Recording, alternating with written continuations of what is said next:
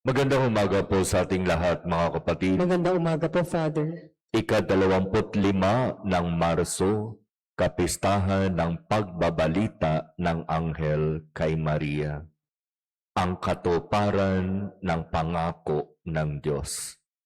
Sa kapistahan natin ngayon, malinaw na binibigyang diin ang katotohanan na ito.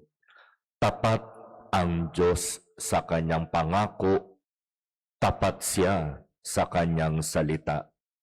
Pero dapat nating intindihin na ang pagtupad ng Diyos sa kanyang pangako, sa kanyang salita, ay mangyayari ayon sa kanyang kalooban, sa kanyang oras, sa kanyang panahon, at hindi kung kailan ito gugustuhin ng tao.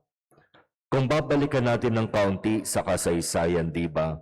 Matagal nang ipinangako ng Diyos na magpapadala siya ng Mesiyas, ng tagapagligtas. Pero napakatagal na panahon ang lumipas para ang pangako na ito ay mangyari.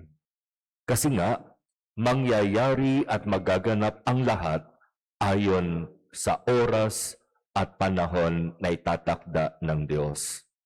At ngayon sa ating kapistahan, unti-unti tutuparin ng Diyos ang kanyang pangako.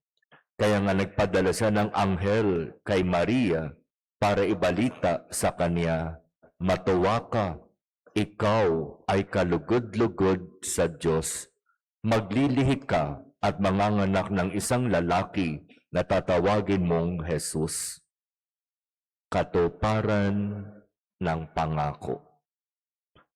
Kung tatanungin natin ang ating mga sarili ngayon, mga kapatid, katulad ba ng Diyos, tapat ka rin ba sa iyong pangako? Tapat ka rin ba sa iyong salita? Kapag ikaw ba'y nagbitaw ng salita, mapanghahawakan ba? Mapapaniwalaan ba? Totoo ba?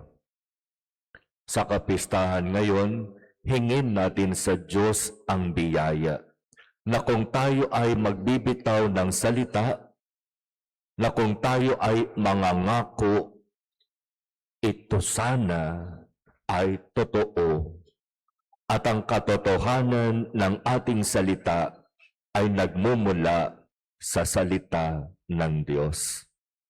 At sa ganitong paraan, mararanasan natin ang nag-uumapaw na biyaya at pagpapala mula sa Diyos. Naranasan ni Maria.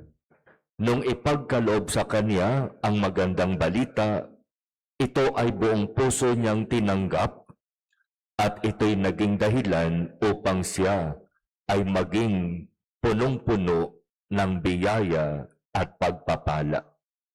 Kaya nga diba nung siya ay dalawin niya si Elizabeth na kanyang pinsan, ang salitang lumabas sa mga bibig ni Elizabeth, "Ikaw ay babaeng pinagpala sa lahat."